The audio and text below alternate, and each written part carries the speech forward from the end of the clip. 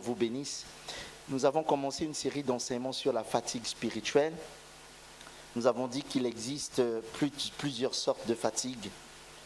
La fatigue physique, émotionnelle, mentale et spirituelle. Et nous avons vu que la fatigue est une réalité et personne ne peut y échapper. La plupart d'entre nous sont fatigués parce qu'ils portent un lourd fardeau depuis un certain temps. Il est possible de venir à l'église, servir Dieu, prier en étant intérieurement épuisé et fatigué. Et le Seigneur nous a donné les origines de la fatigue. Nous avons vu que la première cause de la fatigue, c'est l'improductivité. Quand vous travaillez sans rien produire, cela vous crée la fatigue. Et c'était le cas de Pierre. Pierre, quand Jésus lui a dit « jette ton filet », il dit « mais j'ai travaillé toute la nuit sans rien prendre ». Et je vous ai expliqué que la fatigue de Pierre n'était pas du fait qu'il a travaillé toute la nuit. La fatigue de Pierre était le fait de travailler toute la nuit sans rien prendre. Il y a des personnes qui travaillent d'une façon acharnée, mais ils récoltent peu par rapport aux fruits de leur effort. Il y a des gens qui se lèvent très tôt le matin, ils travaillent pendant 8 heures, 9 heures, mais quand ils regardent leur salaire, parfois en réalité ton salaire tu le vois seulement, tu vois juste un chiffre qui passe, mais en réalité tu ne touches pas, tu ne bénéficies pas du fruit de ton travail. Et cela a créé une certaine frustration chez Pierre. J'ai travaillé toute la nuit sans rien prendre. Quand on travaille sans rien prendre, cela crée la fatigue. Et la deuxième raison, c'est le fait de se comparer aux autres. Vous savez, quand vous vous comparez aux autres, vous minimisez la grandeur et la puissance de Dieu.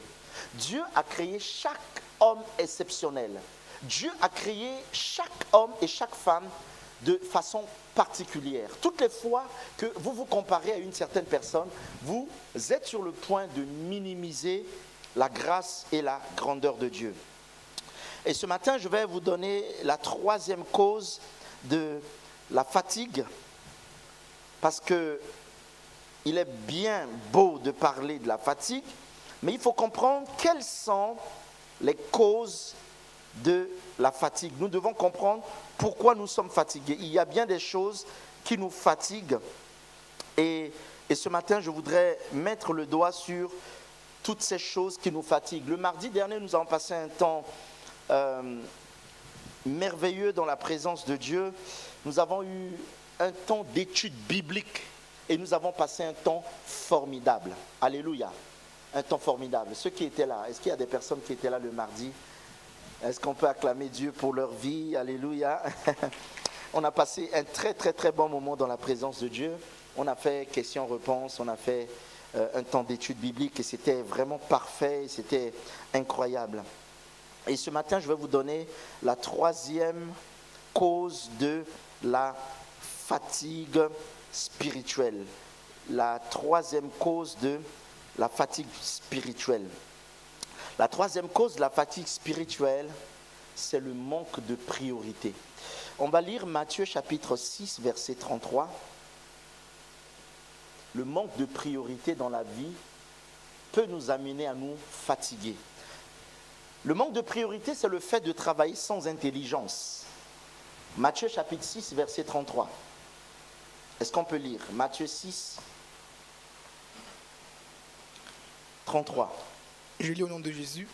Cherchez d'abord le royaume et la justice de Dieu, et tout cela vous sera donné en plus. Cherchez premièrement. Dans d'autres versions, on dit premièrement. Quand on parle de premièrement, ça veut dire qu'il y a des choses qui viennent après.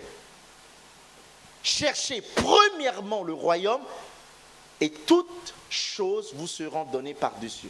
Donc quand on dit premièrement, c'est-à-dire il y a des choses qui viennent en second lieu, et il y a des choses qui viennent en troisième lieu. Il y a une question de priorité. J'ai remarqué que beaucoup de personnes se fatiguent dans la vie parce qu'ils ont un problème de priorité. Je vous donne un exemple. Jésus arrive chez Marthe et Marie. Marthe était préoccupée à faire à manger, nettoyer la maison, parfumer, faire la déco, mettre les fleurs sur la table. Et Marie, elle était assise au pied du maître. Et à un moment donné, la Bible dit que Marthe était fatiguée, elle a commencé à murmurer contre sa sœur, en disant: Jésus, mais tu ne peux pas dire à ma sœur de venir me donner un coup de main? Et Jésus dit d'ailleurs, et j'aime la réponse de Jésus, Jésus appelle que une seule chose était nécessaire. On va lire Luc chapitre 10, verset 38. Luc chapitre 10, verset 38. Luc 10, 38. Vas-y. Comme Jésus était en chemin avec ses disciples, il entra dans un village et une femme du nom de Marthe l'accueillit dans sa maison. Elle avait une sœur appelée Marie qui s'assit aux pieds de Jésus et écoutait ce qu'il disait. Marthe était affairée aux nombreuses tâches du service. Elle survint et dit: Seigneur, cela ne te fait-il rien que ma sœur me laisse seule pour servir? Dis-lui donc de venir m'aider. Jésus lui répondit: Marthe, Marthe, tu t'inquiètes et tu t'agites pour beaucoup de choses. Mais une seule est nécessaire. Marie a choisi la bonne part. Une seule chose est nécessaire. Au fait, ce n'était pas une mauvaise idée de bien recevoir Jésus.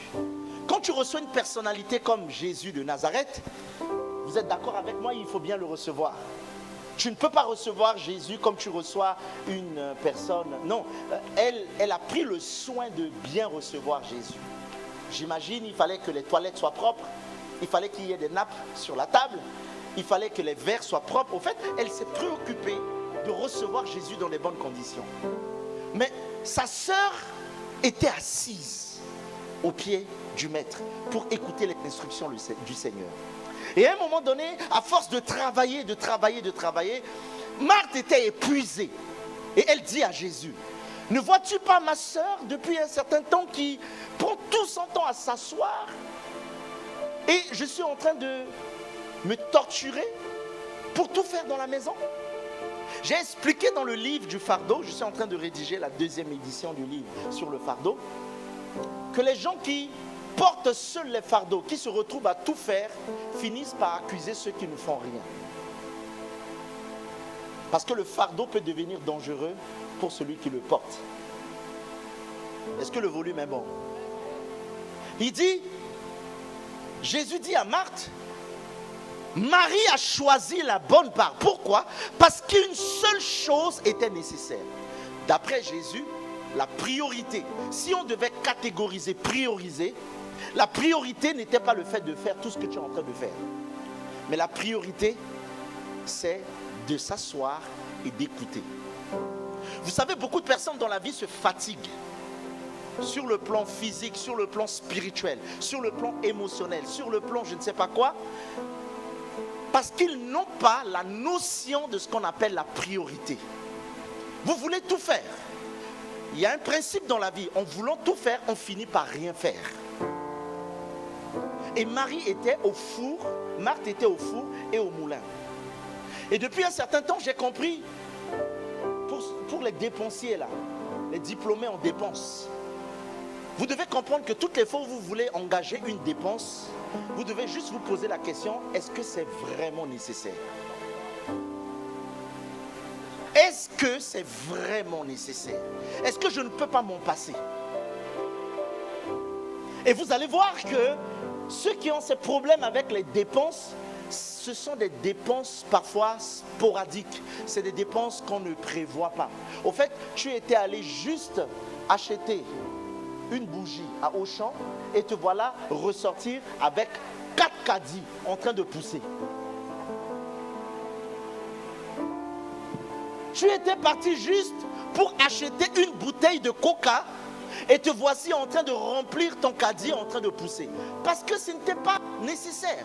Est-ce que c'était vraiment nécessaire que tu rajoutes, tu achètes ça? Est-ce que le volume est bon? Depuis un certain temps, j'ai un problème. Et j'ai dit à ma famille, il faut beaucoup prier pour moi. Et pourtant, moi, je suis quelqu'un qui n'aime pas trop dépenser. Mais depuis un certain temps, quand je vois tout ce qui est produit de ménage, j'achète. Je suis allé à Action la dernière fois. Je voulais juste prendre une seule chose. Je suis allé avec ma fille. Je me suis retrouvé à prendre au moins 10 à 15 produits de ménage. Quand je vois trop puissant, ça brille, ça nettoie. Je ne sais pas si c'est la phobie de la saleté, je ne sais pas. Mais j'achète. Quand je vois produits de ménage, quand je vois brillance extraordinaire, puissant, je prends seulement. Et puis à un moment donné, est-ce que c'est vraiment nécessaire? Il y a même des produits qu'on n'a même pas encore ouverts. Mais dès que je vois, je suis allé, il y a une boutique africaine à côté de Boulanger là. Je ne sais pas si à côté d'un truc, ils vendent des légumes à Saran. La dernière fois, je suis rentré là-bas et je vois produits concentrés, puissants, brillance, extraordinaire. Je prends sans réfléchir. Est-ce que c'était vraiment nécessaire? L'une des choses qui nous amène à nous fatiguer dans la vie, parce qu'on se retrouve à faire des choses qui ne sont pas nécessaires. Il y a une différence entre ce qui est important et ce qui est nécessaire. Est-ce que le volume est bon? Quand on se retrouve à faire plein de choses, mais recevoir Jésus n'était pas une mauvaise idée. Nettoyer sa maison n'était pas une mauvaise idée. Et Jésus dit, une seule chose est nécessaire. Et j'ai compris dans ma vie, il fallait que j'apprenne à prioriser un certain nombre de choses. Vous savez, il y a des choses qui peuvent attendre demain. Il y a des choses qui peuvent attendre après-demain. Il y a des choses qui peuvent attendre une semaine. Et il y a des choses qui peuvent attendre le mois prochain. Les mauvaises priorités vous amènera à vous fatiguer. Pourquoi? Parce que il y a des choses que vous êtes censé faire maintenant. Alors vous délaissez ces choses, vous allez faire des choses qui ne sont pas nécessaires. Et après vous allez accuser Dieu. Ce n'est pas Dieu, c'est le résultat de votre mauvais choix. Nous faisons parfois des mauvais choix. Et cela nous amène à nous fatiguer et à nous épuiser. J'ai travaillé pendant plusieurs années dans la foi et j'ai compris que même dans le ministère, si tu ne travailles pas avec intelligence, si tu ne travailles pas avec la notion de la priorité, je vous dis, il y a certaines brebis qui ont été envoyées par l'enfer pour fatiguer des pasteurs.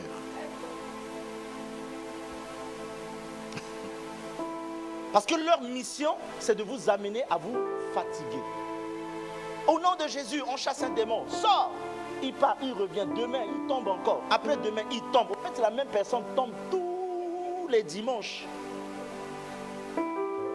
On finit de jeûner, on finit de prier. Je me dis, mais tu finis par te fatiguer. Parce que le même démon là, on le chasse tous les jours. Et j'ai compris que ces esprits amènent les gens à se fatiguer. C'est pour ça, mes chers bien-aimés, vous devez avoir le sens de la priorité dans la vie. La priorité dans vos dépenses. La priorité dans vos activités. La priorité dans chaque domaine de votre vie. Il y a des choses qui peuvent attendre demain. Il y a des choses que vous pouvez planifier. Mais quand vous voulez tout faire, quand vous voulez tout acheter, vous rentrez avec un caddie, vous n'avez même pas une liste de courses. Donc tout ce que vous voyez, vous prenez, vous mettez dans le caddie, vous prenez seulement. Et quand vous arrivez à la caisse, on tape, vous voyez le chiffre et vous commencez à vous glatter la tête. La Bible dit, qui de vous veut construire une maison ne prend pas le temps de s'asseoir et de calculer. Il n'y a que des enfants de Dieu qui n'ont pas cette notion de priorité. Le manque de priorité dans notre vie peuvent nous amener à sombrer dans la fatigue psychologique, la fatigue physique et la fatigue mentale, la fatigue émotionnelle. Nous devons faire des choses par priorité. La rentrée est en train d'arriver. J'avais prévu faire un certain nombre de choses dans la maison. Je me suis dit, il y a la rentrée qui arrive bientôt. Il faut acheter des choses pour les enfants, il faut préparer, il faut s'occuper des enfants. Mais si je n'ai pas la notion de la priorité, je me dis, bon, il faut que j'investisse dans la maison, il faut faire la clôture, il faut faire la peinture, il faut changer ci, il faut faire ça. Ok, mauvaise priorité. Et quand la rentrée va arriver, c'est là où tu vas courir à la dernière minute. Les magasins seront saturés, alors que l'homme sage, il s'assoit, il calcule, il réalise. Et lorsqu'on voit comment Marthe a commencé à se fatiguer, à s'épuiser, cela crée la frustration. La mauvaise priorité va créer la frustration. Et cette frustration, c'est vous-même qui êtes l'origine. Quand vous vous retrouvez à tout porter sur vous, à tout faire, à vouloir tout faire. Moi, je connaissais un frère comme ça. Il ne sait pas dire non. Tout ce que tu lui dis, c'est oui. Mais à force de dire oui, il finit par vous décevoir. Parce que parfois, je le comprends parce qu'il veut tout faire et il finit par rien faire. Donc, je préfère quelqu'un qui me dit non que quelqu'un qui me dit oui à tout et il n'est pas capable de faire ce que je lui demande. Est-ce que le volume est bon? Alléluia. C'est un point de priorité. Et on doit habituer les gens, on doit éduquer les gens à comprendre que votre vie est un séquencement de priorités. Votre vie doit être ordonnée, organisée, structurée de la façon où vous devez canaliser votre force, énergie de façon intelligente. Alléluia. C'est pour ça que Jésus dit, cherchez premièrement. Donc ce qui est important pour le royaume, pour Christ, c'est premièrement le royaume de Dieu. Et je veux encourager les gens qui travaillent au sein de l'église. Quand vous voulez faire quelque chose, j'amène les gens à faire une ou deux choses, à se concentrer et à le faire bien. Et non à faire 10 000 choses et le faire mal. Parce que quand on veut tout faire, parfois on finit par décevoir parce qu'on est partout. Et on est épuisé, on est fatigué. Alléluia. Le manque de priorité. Un autre point qui peut créer la fatigue, c'est la routine. On va lire Ecclésiaste chapitre 2 verset 17. Ecclésiaste chapitre 2 verset 17.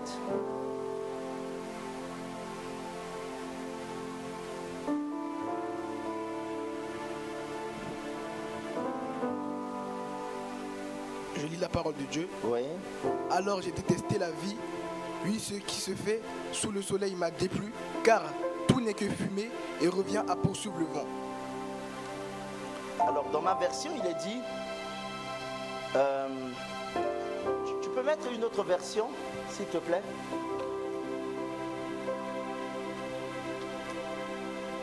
Je ne sais pas c'est quelle, on est sur 8 secondes avant. Et là c'est semeur. Alors je me suis mis à haïr la vie, car tout ce qui se fait sous le soleil m'a apparu détestable, parce qu'il est dérisoire, autant courir après le vent. Mais il y a une version qui parle de la lassitude. Il y a une version qui parle de la lassitude, c'est-à-dire que à force de se retrouver à faire des mêmes choses, à faire des mêmes choses, on finit toujours par se fatiguer. Vous savez que la routine peut nous fatiguer. C'est pour cette raison, la Bible déclare que le Seigneur renouvelle sa bonté chaque matin. Pourquoi Dieu renouvelle sa bonté? Pourquoi Dieu prend le soin de renouveler sa bonté? Pourquoi Dieu nous renouvelle?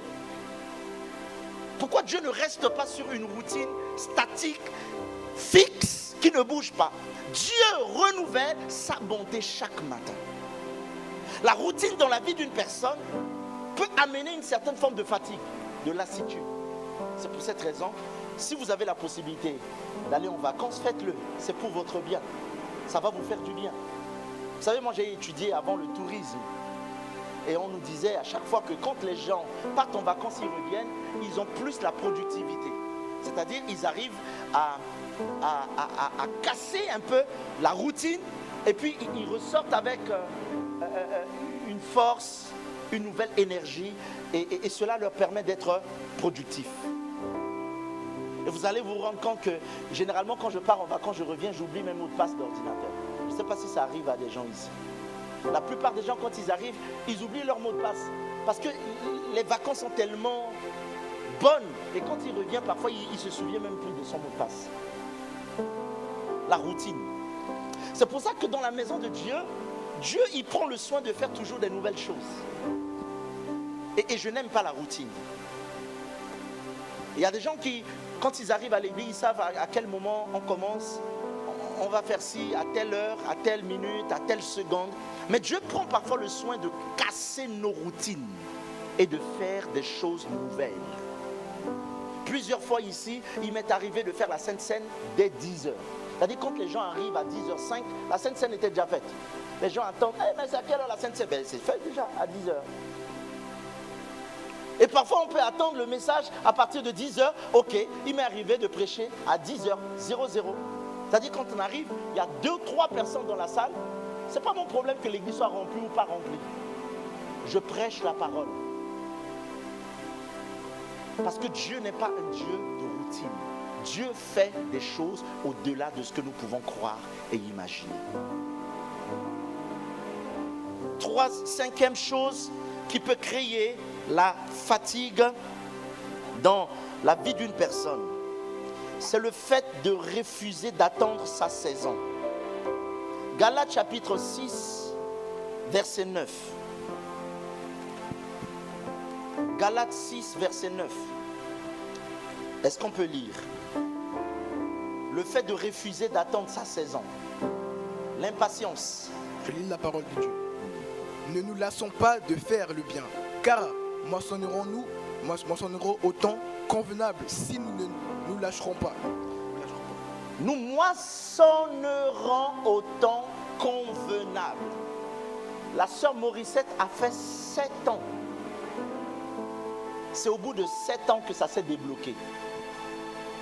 Ça, c'est le temps convenable pour elle. Pour moi, ça a duré 3 ans. Et on n'est pas pareil. Et chaque personne a son histoire. Chaque personne a son alliance avec Dieu. Chaque personne a son temps avec le Seigneur. Cela m'a pris 3 ans.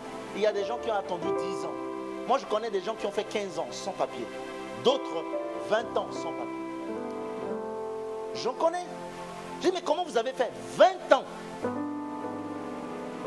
Et vous allez remarquer que le temps d'attendre parfois nous amène à nous fatiguer, à nous épuiser. Jusqu'à quand, Seigneur? Jusqu'à quand? Jusqu'à quand, Seigneur, tu te lèveras? Jusqu'à quand tu t'occuperas de moi? Jusqu'à quand ma vie changera? Jusqu'à quand tu me visiteras? Lorsqu'on n'est pas capable d'attendre notre temps, le temps marqué par le ciel, cela peut nous amener, mes chers bien-aimés, à nous fatiguer. La semence ne produit jamais immédiatement. La patience fait partie de la productivité. Si vous voulez produire dans la vie, vous devez apprendre à patienter. Notre problème aujourd'hui, j'ai l'habitude de le dire, mais je vais encore le redire. On est des chrétiens micro-ondes. On pense qu'avec Dieu, tout est automatique, tout est du tic au tac. Mais le Seigneur prend parfois du temps pour nous façonner. Dieu prend parfois du temps pour nous briser, pour nous forger. Joseph avait eu le songe quand il était jeune, à 12 ans environ. Mais pour que Joseph soit établi sur l'Égypte en tant que premier ministre, il lui a fallu beaucoup d'années. Il a fallu que Joseph attende. David a été où, à quel âge? Mais entre le temps où David a reçu l'onction au milieu de ses frères et le temps où David devait être établi sur tout Israël, la Bible déclare que plusieurs années se sont écroulées. La patience, c'est l'une des vertus les plus importantes dans la vie d'un chrétien. Lorsqu'on n'est pas capable d'attendre. C'est pour cela que beaucoup de personnes créent des raccourcis. Il y a beaucoup de personnes qui pensent aider Dieu. Il y a beaucoup de personnes qui pensent aller plus vite que la musique. Oh Seigneur, j'ai beaucoup attendu, ça fait 10 ans, ça fait 15 ans. Mais ta vie n'est pas la vie de la sœur Morissette. Si ça a duré 7 ans pour elle, peut-être pour toi ça va durer moins ou peut-être plus.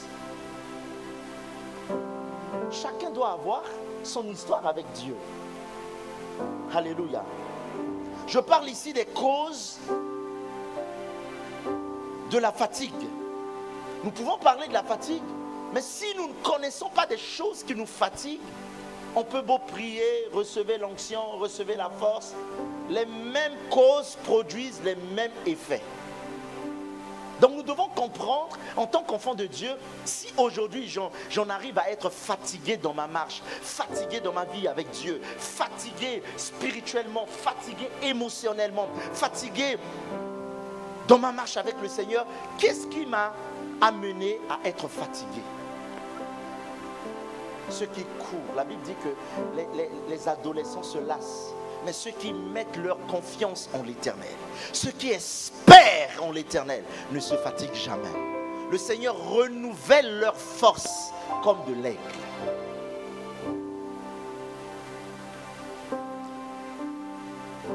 Sixième cause de la fatigue spirituelle, c'est la déception.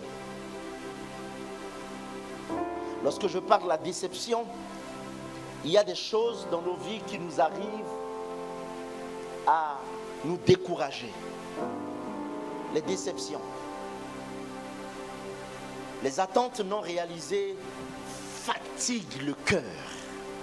Les déceptions affectent notre santé physique et notre santé mentale. Quand on sort d'un divorce, quand on sort d'une situation difficile, cela nous affecte. Et quelquefois cela nous affaiblisse. L'histoire de Ruth dans Ruth chapitre 1 verset 20 à 21, on ne va pas le lire mais vous pouvez simplement noter. La Bible dit que Naomi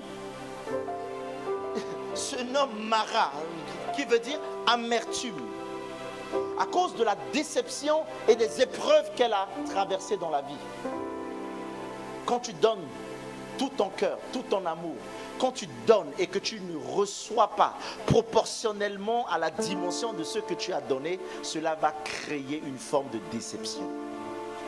Et cela nous épuise, et cela nous fatigue. Quand je parle de la déception, mes chers bien-aimés, ce n'est pas simplement dans un mariage qu'on peut vivre la déception, mais aujourd'hui on vit la déception même à l'église, on vit les déceptions. Même parmi les enfants de Dieu, on vit les déceptions. Les déceptions répétées, répétitives, ça finit par nous épuiser. Ça finit par nous fatiguer. Et à quel moment la déception arrive dans la vie d'une personne? C'est quand vous avez une grande attente vis-à-vis de quelqu'un.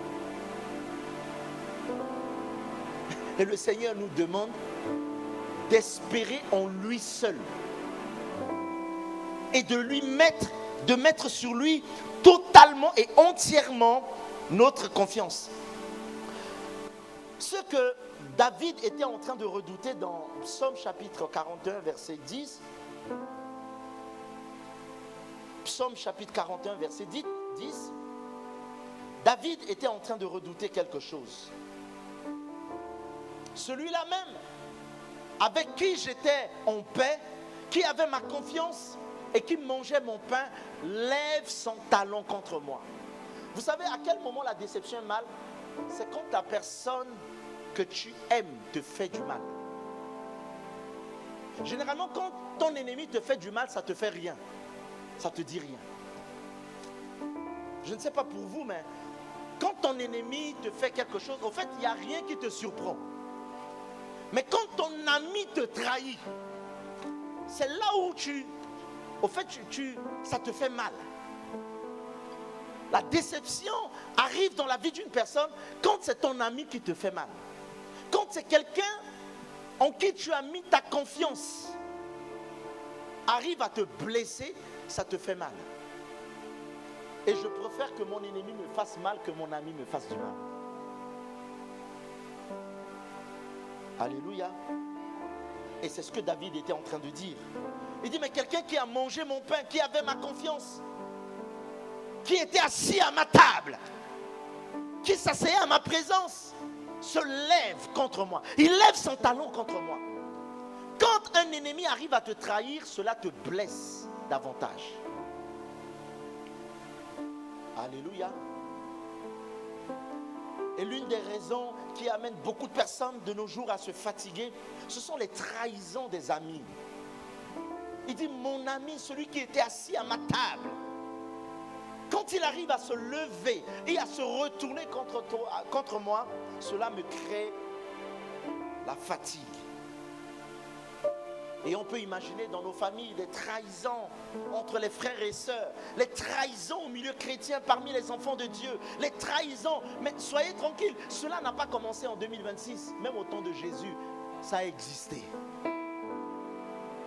Si Jésus était aussi un homme oint, qu'il avait la plénitude de la divinité, cela n'a pas empêché un certain Judas de le trahir. C'est que de nos jours, il peut encore avoir des gens qui peuvent te trahir.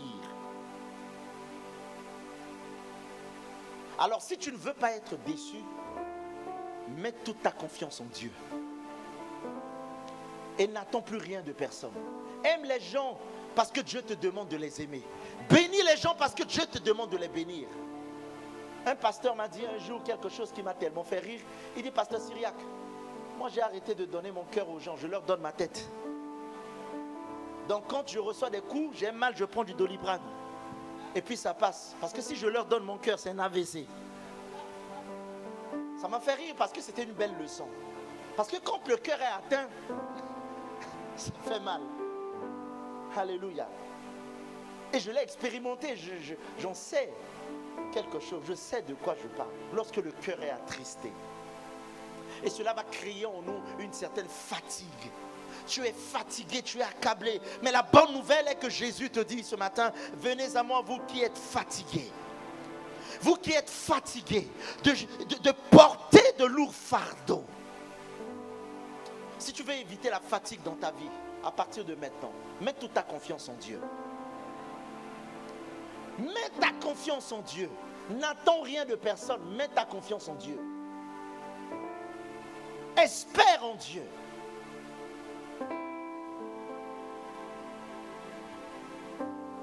Généralement, quelqu'un qui... Il y a un adage qui dit en Centrafrique, les Centrafricains savent de quoi je parle. Il dit, un cabri qui est mort n'a pas peur de couteau. C'est-à-dire quand un cabri est déjà mort, tu branches un couteau, il n'a pas peur parce qu'il est déjà mort. Ça ne l'étonne pas. C'est qu'il y a certaines choses dans la vie qui ne doivent plus t'étonner. La trahison ne doit pas t'étonner. Tu dois comprendre que la vie est faite de trahison. Mais malheur à celui par qui la trahison va passer. Alléluia. Malheur à qui par qui la trahison va arriver. Et quand tu vis une déception, quand tu subis l'injustice, quand tu vis ces choses dans ta vie, mes chers bien-aimés, cela t'épuise, cela te fatigue. Et il y a beaucoup qui n'arrivent même plus à prier parce qu'ils ont été affectés dans leur cœur. Ils travaillent, ils ne voient pas, ils ne récoltent pas les fruits de leur travail. Ils prient, ils ont l'impression que le ciel est fermé. Ils demandent, ils ont l'impression que Dieu ne donne pas. Ils sont dans une forme de spirale, d'engrenage, de cycle qui ne finit pas. Quand une année commence, ils savent comment l'année va commencer et comment l'année va s'achever. La routine s'installe dans leur vie et ils ont du mal à attendre. Et cela crée en nous la fatigue, l'épuisement, le découragement. Cela nous épuise. Moi, j'ai vu même des hommes de Dieu qui ont abandonné l'église, le ministère. Parce qu'à un moment donné, ils ont l'impression que ça ne marche pas. Pourquoi les chrétiens ne viennent pas? Pourquoi les chrétiens ne viennent pas? Mais si les chrétiens ne viennent pas, ce n'est pas ma responsabilité. Je fais ce que j'ai à faire. Celui qui fait croître l'église, c'est Jésus. Alors, il y a des faux fardeaux qu'il faut arrêter de porter dans la vie. Alléluia. Parce que sinon pas, tu vas utiliser ta tête, tu vas utiliser les méthodes humaines pour faire avancer ce qui est spirituel. Et beaucoup, aujourd'hui, on utilise les méthodes humaines parce que les choses de Dieu sont esprit. On ne peut pas servir Dieu avec nos têtes. On sert Dieu avec l'esprit. Et quand tu arrêtes de servir Dieu avec l'esprit, ça va créer la frustration. Et beaucoup sont frustrés à cause de cela, dans le ministère. Oui, mais pourquoi les gens ne viennent pas? Mais regarde, aujourd'hui, il y a des chaises vides. Je suis découragé, j'abandonne. Il y a combien de pasteurs qui abandonnent l'église?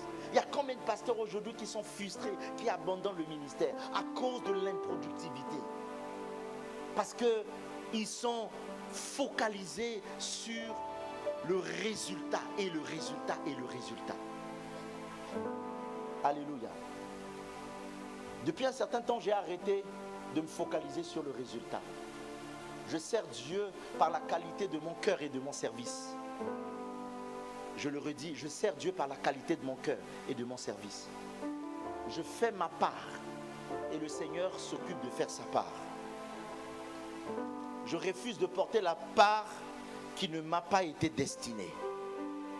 Une autre chose qui fatigue les gens, sans doute, c'est un combat spirituel interminable. Il y a des gens qui sont tout le temps en combat spirituel. Leur combat spirituel ne termine jamais. Ils chassent les sorciers matin, midi, soir. Dans leur sac à main, ils chassent les sorciers. Dans leur téléphone, ils chassent les sorciers. Dans leur portable, ils chassent les sorciers. Prière, combat sur combat. Et ils finissent par s'épuiser. Mais il faut accepter à un moment donné que Jésus a tout gagné à la croix. Et il faut accepter à un moment donné de marcher et de s'approprier de la victoire de Christ. Vous savez, je vais vous dire quelque chose. Mais très sincèrement, je sais que la sorcellerie existe. Je n'ignore pas la sorcellerie. Mais nous, en tant qu'enfants de Dieu, au lieu de se consacrer sur la sorcellerie, on devait se consacrer sur la victoire et le sang de Jésus. Les mêmes chrétiens qui chassent les démons à chaque fois matin, midi, soir, ce sont les mêmes chrétiens qui sont tout le temps opprimés. Parce qu'on n'a pas la notion de la puissance du sang de Jésus. Comment on peut consacrer tout un culte, toute une nuit, matin, midi, soir? Je sais qu'il faut briser les autels, mais les autels là, à un moment, la Bible dit qu'il y a un temps marqué pour toute chose. Donc il y a un moment de briser, il y a un moment de repos aussi.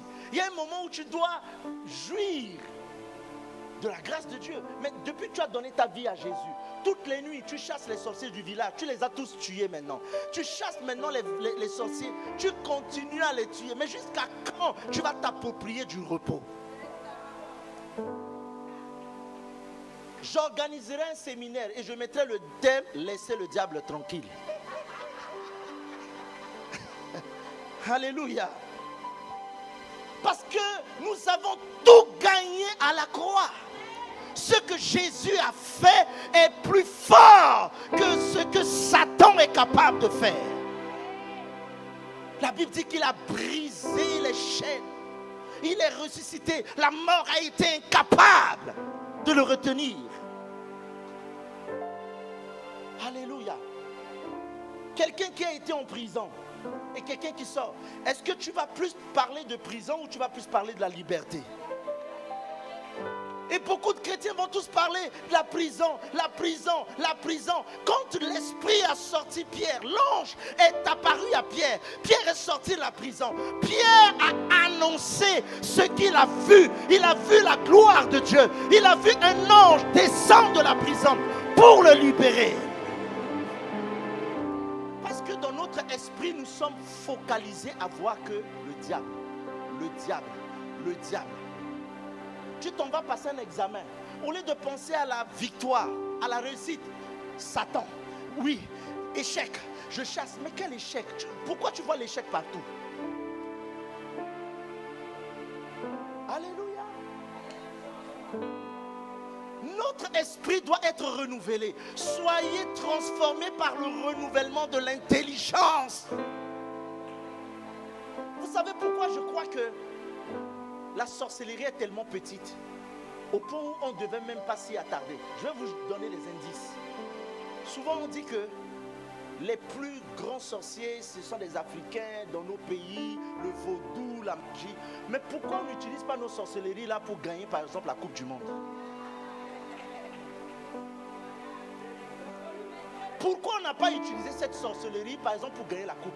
Si la sorcellerie existe, je sais que ça existe, mais si c'est vraiment puissant là, on aurait pu gagner la coupe avec. On serait même le continent le plus fort. Parce que nos sorcelleries, c'est pour faire que du mal avec.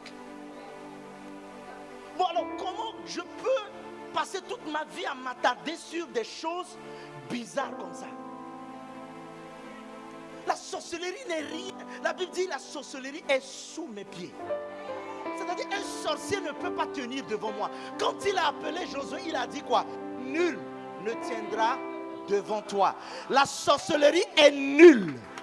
Tout ce qui est nul est zéro. 0 multiplié par 1000 est égal à 0. Quand il dit nul ne tiendra devant moi, ça veut dire que la sorcellerie est nulle. La maladie est nulle. La pauvreté est nulle. La misère est nulle. Le célibat est nul. Nul ne tiendra devant moi. Mais pourquoi vous êtes toujours dans un combat interminable? Oui, dans ma famille, sorcellerie de ci, je les déracine, je crève leurs yeux, je coupe leur tête, je les déshabille, je les poursuis avec le balai, je les tue, et tu tues matin, midi, soir. Tu pries jusqu'à fatiguer, tu tombes même, tu t'évanouis. Quelle histoire de dire combat, combat. N'avez-vous pas lu quand Jésus était dans la barque? Il y avait des tempêtes, il y avait des flots. Quelle était l'attitude de Jésus? Jésus était tranquillement tranquille. Jésus dormait. Pourquoi? Parce qu'il sait que rien ne peut lui arriver. C'est pour ça que j'ai refusé certains faux fardeaux. Il y a des fardeaux dans votre vie, c'est vous-même qui acceptez de les porter. Quand on devait se marier là, je me rappelle à 2 jours, 3 jours, il y avait la pression. Ma femme me dit, chérie. Et quand elle me parlait, je n'avais pas de voiture. Elle me dit, mais est-ce que tu as trouvé une voiture? Je dis, je n'ai pas de voiture. Mais tu vas faire comment? Je dis, oh, je vais prendre ma petite Clio Renault là, je vais partir avec ça. Elle dit, mais on parle des choses sérieuses, tu es là. Je dis, ah non, je suis sérieux. Pourquoi je vais mettre le fardeau de voiture? La voiture, c'est quoi? Ce n'est que des ferrailles. Donc si j'ai une voiture, gloire à Dieu, je vais à la mairie. Si je n'ai pas de voiture, est-ce que je vais prendre ce fardeau pour me tuer à cause de voiture parce que je n'ai pas de voiture pour m'amener à la mairie? Et en réalité, je n'avais pas de voiture. La veille, quelqu'un que je ne connaissais pas m'a rencontré, dit, pasteur, vous allez aller à la mairie comment? Je dis, je ne sais pas. Il dit, vous êtes sérieux? Je dis, je ne sais pas. Et ce frère avait une dernière version de Lexus. Ok, demain matin, je viens vous chercher. Et ma femme, même quand elle a vu la voiture, là, elle me dit, mais toi là, tu es... Je dis, mais attends, il y a des fardeaux dans la vie qu'il faut refuser de porter. Vous savez, je connais des gens en Afrique qui sont morts. Parce que quand ils avaient contracté le virus du sida, ce n'est pas le sida qui les a tués. Dès qu'ils ont appris qu'ils avaient la maladie, rien que la nouvelle, ils sont déjà morts. Ils sont déjà morts. Parce que pour eux, dès que j'ai ça, c'est fini. Ma vie, c'est fini. Ce n'est même pas la maladie qui les a tués. C'est comme Goliath en face de David. Tu te bats, tu dis, ah, c'était David. Toi-même, tu tombes et puis tu meurs. Ou on te dit, tu vas jouer avec une équipe. Attends, on n'a pas vu un certain Congo qui a battu. C'était quel pays? C'était... Non, mais il y avait un pays que le Congo avait battu. C'était le Mexique. Alors, tu peux dire que, attends, une équipe comme nous, dès que tu les vois, tu dis non, ça ne sert à rien de jouer. C'est fini, le match est plié. KO, on accepte. Mais ils ne se sont pas influencés par la taille de l'adversaire.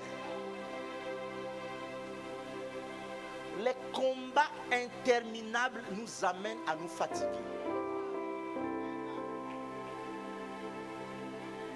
Parce que chaque jour, tu combats, tu chasses, tu combats, tu chasses, tu combats, tu chasses.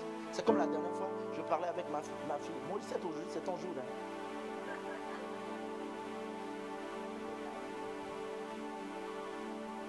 J'ai prié pour son fils.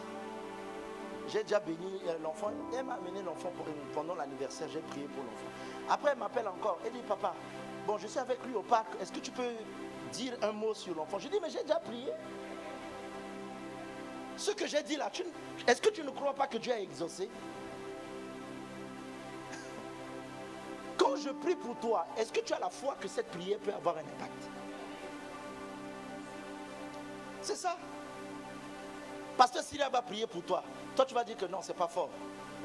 Tu vas voir un autre pasteur béni. Non, lui, là, il a beaucoup d'onction pour se passer Syria. prie pour moi. Il fait imposition de pied. Après, tu vois encore un autre pasteur, ça dit, tu dis, non, c'est là-bas. C'est comme ça que les chrétiens vont d'église en église. En réalité, ils ne cherchent même pas Dieu. Ils cherchent à accomplir. Au fait, c'est parce qu'ils n'ont pas la foi. Parce que quand tu as la foi, cet homme a dit à Jésus, je n'ai pas besoin que tu viennes chez moi. Et Jésus a dit, il n'y a pas eu de plus grand en Israël, une foi plus puissante. Il dit, dis seulement un mot.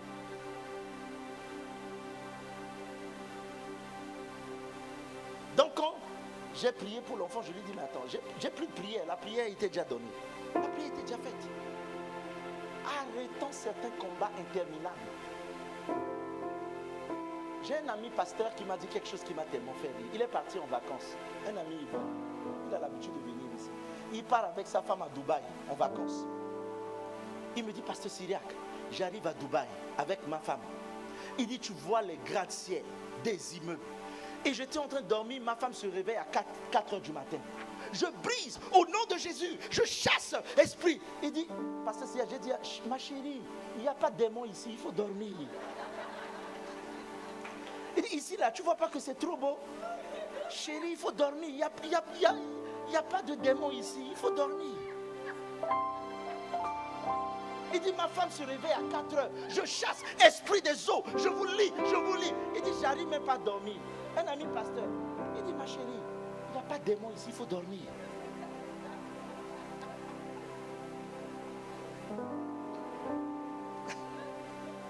Voilà ceux qui ont refusé les faux fardeaux. Parce que quand mes ancêtres faisaient leur histoire là, est-ce que j'étais là? Quand ils allaient faire leurs transactions, est-ce que j'étais là? Alors, maintenant que j'ai prié, maintenant que j'ai brisé, maintenant que j'ai cru que Jésus a tout payé à la croix, maintenant la Bible déclare que tous ceux qui sont en Christ, il n'y a aucune condamnation. Alors pourquoi tu acceptes à te mettre encore sous la condamnation? C'est que c'est ton choix. C'est ton choix. C'est pour ça que j'ai arrêté certains faux fardeaux. Certains fardeaux ne m'appartiennent pas. Je prends ces fardeaux, je mets sur Jésus. Seigneur, porte-les. C'est ton problème. Certains pasteurs sont morts à cause des faux fardeaux, des fidèles. Quand ils sont morts, les mêmes fidèles sont allés les enterrer.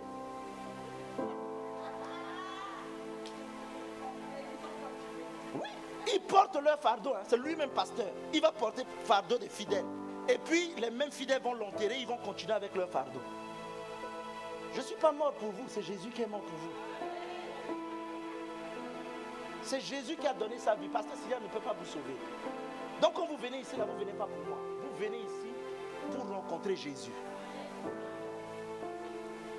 Si on choisissait vous et la mort, on me dit accepte de mourir. Moi je vais dire pas vous. Parce que j'ai envie de profiter de la vie. Je suis vrai. Je suis sincère. Qui ici on montre la mort, il va aller embrasser la mort?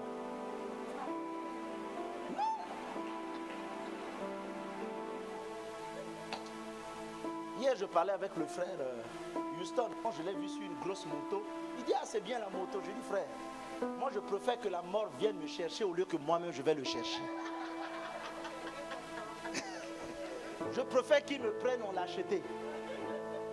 Je ne vais pas aller faire un deal avec la mort. Non. Je ne vais pas aller le chercher. Il n'a qu'à venir. Mais je n'irai pas le chercher. Donc arrêtez certains combats de votre vie et marchez dans la victoire. C'est juste une question de mindset qui doit changer. Je me suis toujours posé cette question. Oui, sorcellerie, on a tué nos villages, on a fait ci, on utilise sorcellerie pour bloquer les gens, tout ça là. Pourquoi notre sorcellerie ne nous permet pas d'avoir le continent le plus puissant?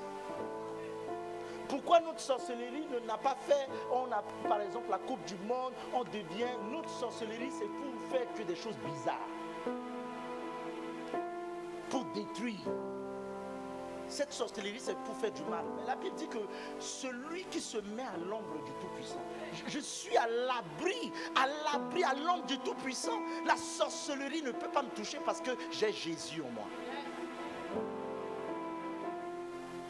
Et quand tu combats, parfois le Seigneur veut t'amener dans un temps de repos. Tu es là, tu te bats, et parfois tu es épuisé. J'étais dans un pays où ils ont fait une grosse veillée et le pasteur a demandé d'amener chacun un bâton pour frapper le diable. Et les gens amenaient des racines d'arbres, des bâtons. Et pendant la prière, commençaient à chicoter le diable.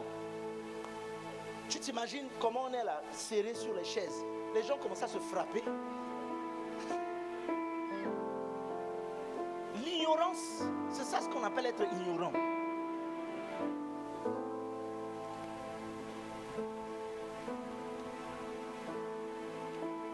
Un jour, je disais à ma soeur, elle voyait là un chat, elle commence à dire, il y a un chat des voisins qui est rentré dans la maison, elle a commencé à dire, au nom de Jésus, fire, fire, fire.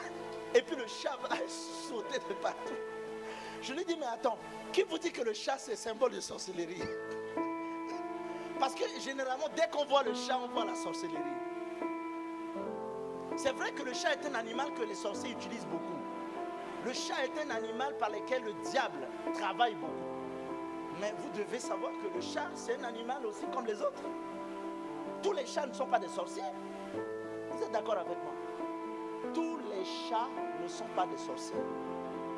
Les sorciers rentrent dans un animal pour le posséder. Et puis après, ils agissent.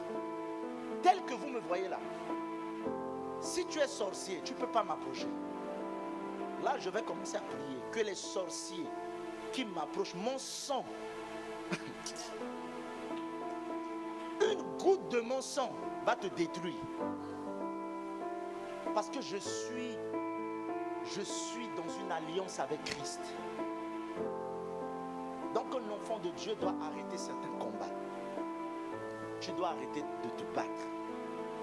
Et tu dois déposer ces fardeaux devant Jésus. L'une des choses qui crée beaucoup cette frustration, c'est ça. On est dans un combat. On lutte. Je connais un frère, pour terminer. Depuis que je l'ai connu, il passe d'église en église, de pasteur en pasteur pour faire sa délivrance. Mais en réalité, il n'a jamais été délivré. On lui a donné de l'huile, il a bu. On lui a dit de faire lavement, bain d'huile. On lui a dit de faire de l'offrande. Il a tout fait, mais il a toujours les mêmes problèmes.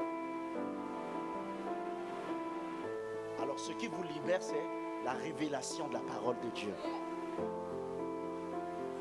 Ce qui vous libère, c'est la connaissance de votre identité. Vous devez savoir qui vous êtes en Christ. Vous devez avoir la révélation de votre identité. Vous devez réaliser que vous êtes l'enfant du grand roi. Vous ne devez pas avoir peur de la mort. Vous ne devez pas avoir peur de la sorcellerie. Vous ne devez pas avoir peur des choses qui peuvent vous arriver. Je sais que le jour où il m'arrivera quelque chose, c'est Dieu qui l'aura permis. Mais je ne peux pas vivre dans la peur. La peur et la peur et la peur. Je prie que Dieu vous délivre et qu'il vous donne la force. Je prie que tous ceux qui sont fatigués ici, fatigués de la routine, fatigués de porter leur fardeau, fatigués parce que vous attendez la manifestation de quelque chose, que le Seigneur se souvienne de vous. Ceux qui attendent une visitation, parfois l'attente peut nous fatiguer. Ceux qui sont dans le célibat, ceux qui attendent le mariage, ils attendent à un moment, ils sont fatigués de prier. Ils sont fatigués, mais vous devez, comme le frère Junior nous a dit tout à l'heure, vous devez marcher dans la fidélité de Dieu. Vous devez lui faire confiance. Même si on venait vous dire aujourd'hui c'était la fin du monde. Mais ayez foi. Ayez foi en Dieu. Ne vous inquiétez pas. Il y a des faux fardeaux que vous avez accepté de porter. Il y a des fardeaux qui ne sont pas les vôtres. C'est le fruit de votre choix. Vous avez accepté de porter ces fardeaux. Vous devez les décharger. Vous devez vous décharger de ces fardeaux parce qu'ils ne sont pas les vôtres.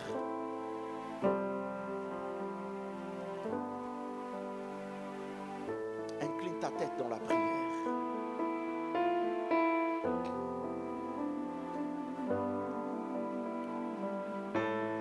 J'ai dit les causes des fardeaux, des fatigues, l'improductivité, le fait de se comparer aux autres.